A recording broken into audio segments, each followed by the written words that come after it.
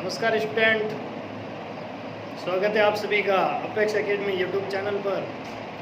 मित्रों, आज की क्लास जो होगी वो होगी कक्षा छठी की, जिसमें हम पहला अध्याय पढ़ेंगे।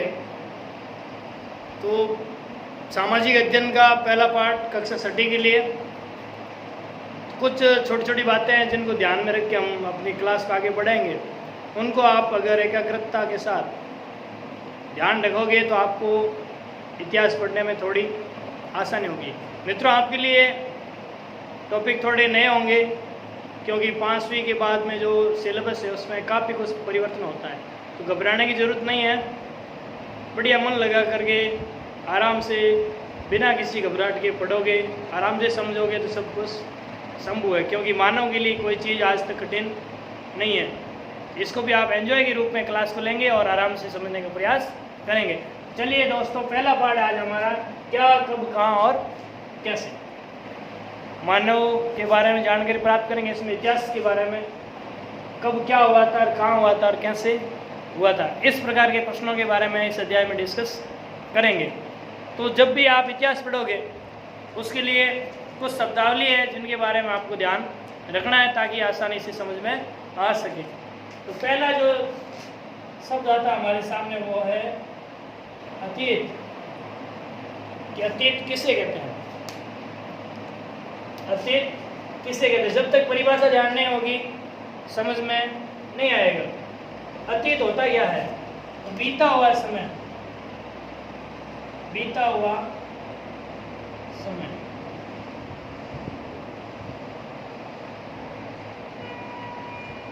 बीता हुआ समय क्या कहलाएगा मित्रों, अतीत कहलाएगा। जैसे आज से 2 साल पहले, 100 साल पहले, 1000 साल पहले जो समय निकल गया, टाइम चला गया, उसके लिए कौन सा शब्द काम आएगा, अतीत। क्या कहेंगे उसको, अतीत कहेंगे। एक शब्द आता आपके सामने इतिहास। इतिहास सामाजिक अध्ययन के अंतर्गत 3 विषय है इस किताब के अंदर आपके। एक इतिहास का, दूसरा राजनीति विज्ञान जिसमें राजनीतिक के बारे में चर्चा की जाएगी, और एक है भूगोल जिसमें भौगोलिक क्षेत्रों के बारे में, भौगोलिक जो संसाधन है, भू क्षेत्र है, उनके बारे में जानकारियाँ प्राप्त करेंगे। तो इतिहास का जो चैप्टर चल रहा है पहला है क्या, कब, कहाँ और कैसे।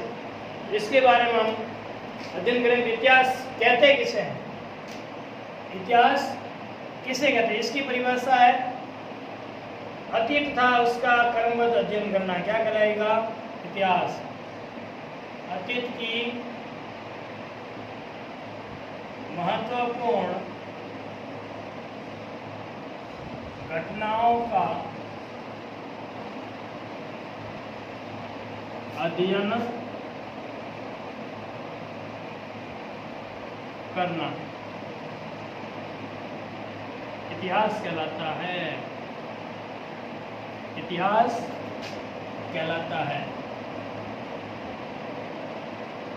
मित्रों, जो समय बीत गया उस बीते उस समय में जो महत्वपूर्ण घटनाएं हुई थी, ऐसी घटनाएं जिसका समाज के ऊपर प्रभाव पड़ा, उनको कहेंगे महत्वपूर्ण घटना।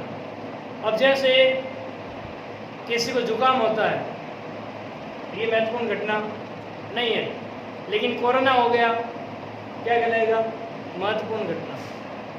तो वर्तमान जो महामारी चल रही है ये वैश्विक घटना कह सकते हैं। इस घटना का पूरी दुनिया के ऊपर क्या पड़ा है, प्रभाव।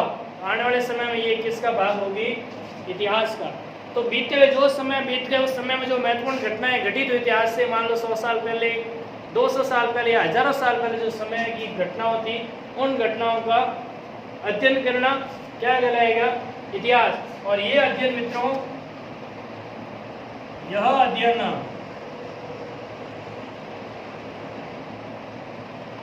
क्रमबद्ध तरीके से किया जाता है। कैसे करोगे इसको, क्रमबद्ध तरीके से। क्रमबद्ध जानते हो, जैसे मान लो मैंने यहाँ लिख लिया 3, 5, 6, 8, 10, फिर 2, ये क्रमबद्ध है, ये क्रमबद्ध नहीं है, लेकिन अगर ऐसे लिखे हैं 1 2 3 4 5 6 7 8 9 10, ये क्या है इसका कर्म है। तो जो क्रमबद्ध होता है उसके हिसाब से पुरानी घटनाओं का अध्ययन करेंगे। जैसे सबसे पहले पुरानी घटना, फिर उसके बाद की घटना, फिर उसके बाद की, और फिर उसके बाद सबसे लास्ट में है जो कुछ समय पहले जो घटनाएं घटी थी उनके बारे में अध्ययन करना, उसे कहेंगे क्रमबद्ध तरीके से अध्ययन करना। अब जब अगर इतिहास की बात करें, इस इतिहास के अंदर दो जो टाइमिंग है, डेट है, दिनांक है, उसको ज्ञात करने के लिए या उसके घटनाओं का काल निर्धारित करने के लिए दो शब्द काम में लिए जाते हैं। एक होता है ईसा पूर्व, ईसा पूर्व, जिसे अंग्रेजी में बोलते हैं मित्रों BC, ईसा पूर्व BC, बिफोर क्राइस्ट। ये क्या चीज है? एक नाम सुना होगा आपने ईसा मसीह का, ईसा मसीह का नाम सुना होगा। ईसाई धर्म के संस्थापक, जो क्रिसमस दिवस मनाया जाता है, त्यौहार मनाया जाता है, वही ईसा मसीह। इनके जन्म के जो पहले का समय था, ईसा मसीह का जन्म मित्रों 1 में हुआ था। कब हुआ था? 1 में। वर्तमान में कौन सा चल रहा है? 2020। आज से इतने साल पहले किसका जन्म हुआ था? ईसा मसीह का। ईसा मसीह के जन्म से जो पहले का जो समय था उसके लिए कौन सा शब्द आता है? ईसा पूर्व। पूर्व का मतलब पहले। अब जैसे 2 से पूर्व क्या आता है? 1। 100 से पूर्व क्या आता है? 99। उसी प्रकार ईसा के जन्म की पहले की घटनाएं होगी, उन्हें क्या कहेंगे? ईसा पूर्व। ईसा के जन्म से पूर्व का समय, उसे हम क्या कहेंगे? ईसा पूर्व। और ऐसा जो काल होगा उसके आगे हमेशा ईसा पूर्व लगेगा। जैसे 10 ईसा पूर्व, यानी ईसा मसीह जन्म से 10 साल पहले। फिर 10 के बाद 9 आया, फिर 8 आया, फिर करते करते 1 आया। अब 1 आ गया, किसका जन्म हो गया? ईसा का। उसके बाद में 2 3 4 5 6 से कर करके 100 हुआ, फिर 200 500 1000 1500 1900, फिर 2000, फिर 2010 2015 2019 2020। तो जब 1 शुरू हुआ उससे पहले ही जो 10 साल थे उसको क्या कहेंगे हम लोग? 10 ईसा पूर्व। ई और पू का तो ईसा पूर्व। दूसरे की बात करें 100 ईसा पूर्व, उदाहरण के लिए 500 ईसा पूर्व। इस प्रकार होता है ये ईसा पूर्व का समय। और इसके अंदर क्या होता है? जो समय निर्धारित किया जाता है, जैसे मान लो किसी, अगर बात करें महात्मा गांधी का जन्म हुआ था आपके 1869 में। क्या हुआ था महात्मा गांधी का जन्म? मृत्यु कब हुई थी? 1948 में। अब अगर बात करें महात्मा गांधी का कालक्रम कितना था, तो आप बता सकते हैं 1869 से 1948। ये क्या था? महात्मा गांधी का जीवन काल। अगर यही घटना ईसा से पहले होती तो इसमें ऐसा नहीं आकर के पहले ये आता है बाद में ये आती, क्योंकि बड़ा पहले आएगा, छोटा बाद में आ गया। अगर उनका मान लो जन्म होता 1948 ईसा पूर्व, तो वहाँ पे आता आपके 1948 ईसा पूर्व से 1869 ईसा पूर्व। तो मतलब इस प्रकार है घटनाएं। ईसा पूर्व में बड़ी पहले आएगी, छोटी बाद में आएगी। जैसे 10 ईसा पूर्व की घटना है तो बाद में 9 आएगा, 9 की है तो बाद में आएगा 8। इस प्रकार ईसा पूर्व को ज्ञात किया जाता है। बात करें अगर ईसवी सन की, ईसवी वर्ष, इसमें क्या होता है? इंग्लिश में बोलते हैं इसको एडी एनो डोमिनी। इसमें होता है आपके ईसा के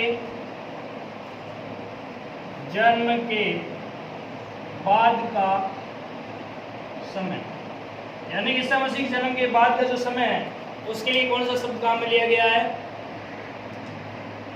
ईस्वी वर्ष बोलते हैं, जिसको इंग्लिश में कहेंगे एडी। इसके अगर बात करें उदाहरण की, जैसे 10 ईस्वी, 100 ईस्वी, 500 ईस्वी। फर्क इतना है, ये ईसा पूर्व है, ये ईस्वी, ये भी 100 ईसा पूर्व, ये 100 ईस्वी, ये 500 ईसा पूर्व, ये 500 ईस्वी। जिस प्रकार उसमें मतलब 500 से 400 तक उल्टा कम होता था, इसमें क्या होगा, प्लस होगा। जैसे 900 से लेकर के 1000 तक का समय, 1869 से 1948, जबकि उसमें क्या था 1000 से 500। इस प्रकार मतलब माइनस होता है, जबकि इसमें प्लस होता है। ये थोड़ा ध्यान रखोगे आप, ताकि समझने में आसानी हो सके। चलिए आगे बढ़ते हैं।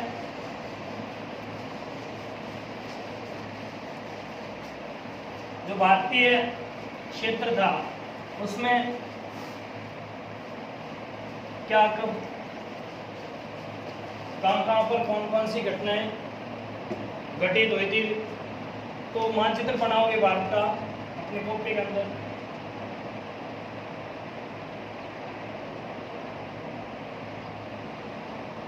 ये भारत का मानचित्र टूटा फूटा है, जैसा भी, दिल पर नहीं लेना इसको।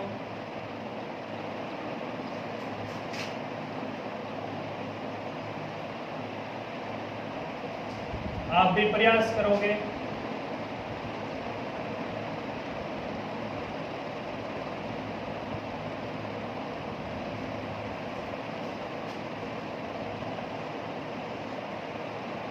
ये अपना राजस्थान,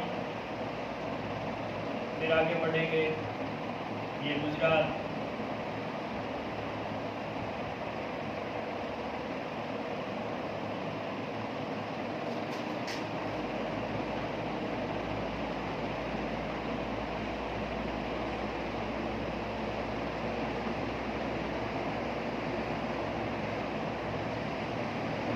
यह है भारत का मानचित्र। इसके माध्यम से हम लोग जानेंगे कि किस प्रकार यहाँ पर परिवर्तन आए थे, कब कब क्या क्या हुआ था, किन स्थानों पर कुछ महत्वपूर्ण घटनाएं हुई थी। तो मित्रों, एक क्षेत्र आता है यहाँ पर, नर्मदा नदी का क्षेत्र। क्या है नर्मदा नदी का क्षेत्र? यहाँ से हमें किस किस के बारे में जानकारी मिलती है? तो यहाँ के लोग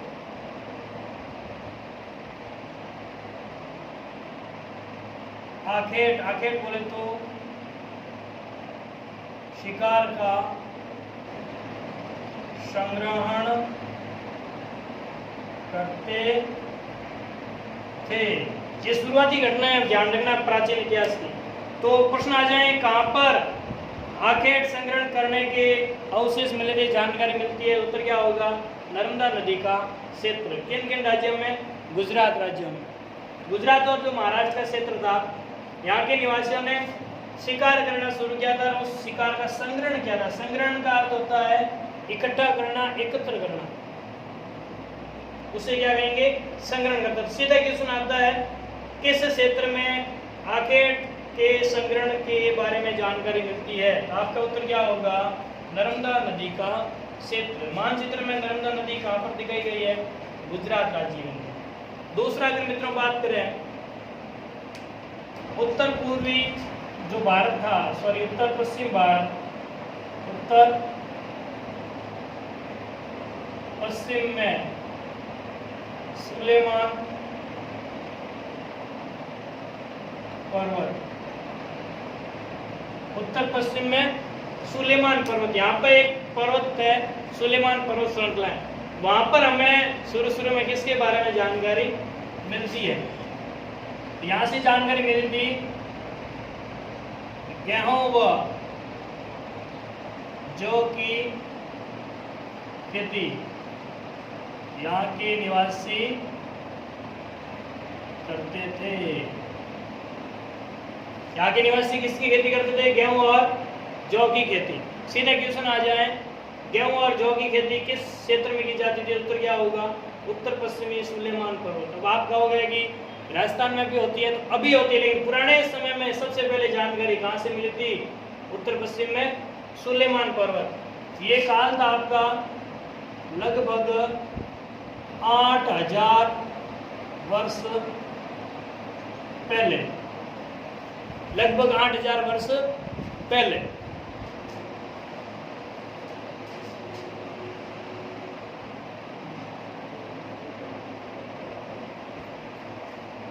यहाँ के निवासी थे।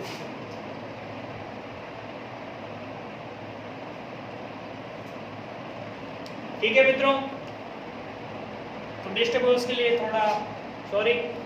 अब आगे ध्यान दोगे आप कि कब करते थे खेती? तो लगभग 8000 वर्ष पहले, यानी कि आज से लगभग 8000 वर्ष, तो बोले 2000 ये और 6000 वर्ष ईसा पूर्व।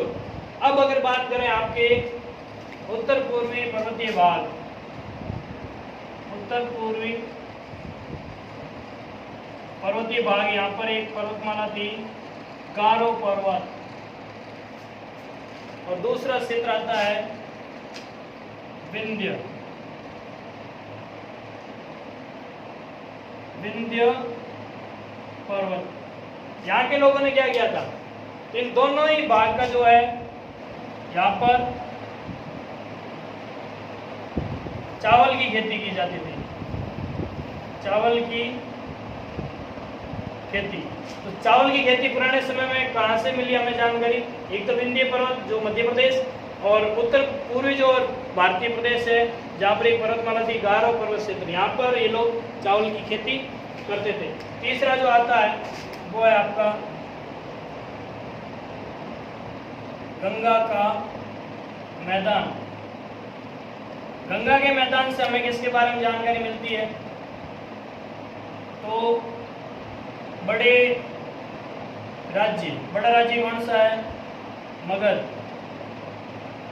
की जानकारी, यानी कि गंगा का जो मैदानी क्षेत्र था, यहाँ पर पुराने समय में एक साम्राज्य था बड़ा मगध, उसकी जानकारी कहाँ से मिली है?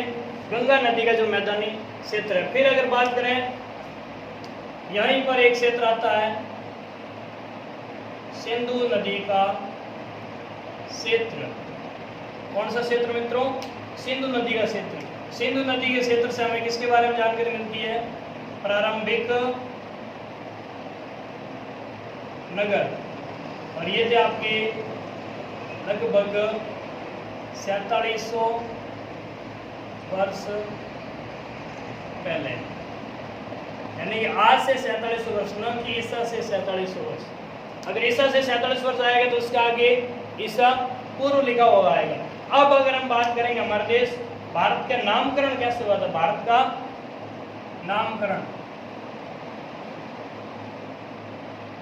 भारत का नामकरण किस प्रकार हुआ था? तो भारत को अलग अलग हिंदुस्तान भी कहते हैं, भारत, आर्यवर्त भी बोला जाता है, और इसको इंडिया भी कहा जाता है। तो नामकरण में क्या हुआ था? यूनानी व ईरानी लोगों ने सिंधु नदी को इंडोस व इंडोस कहा था, तथा क्षेत्र को इंडिया कहा। यूनान देश के और ईरान जो देश, वहाँ के लोग भारत आए थे, उन्होंने जो ये सिंधु नदी यहाँ पर बहती थी और वर्तमान जो पाकिस्तान में है, उस नदी के जो क्षेत्र था, इस नदी का नाम इन्होंने दिया था इंडोस। इंग्लिश में इंडस कहते हैं, लेकिन इन्होंने इंडोस और इंडोस कहा था। और जो ये क्षेत्र था सिंधु के आसपास का, उसके लिए इन्होंने शब्द काम में लिया था, वो था इंडिया।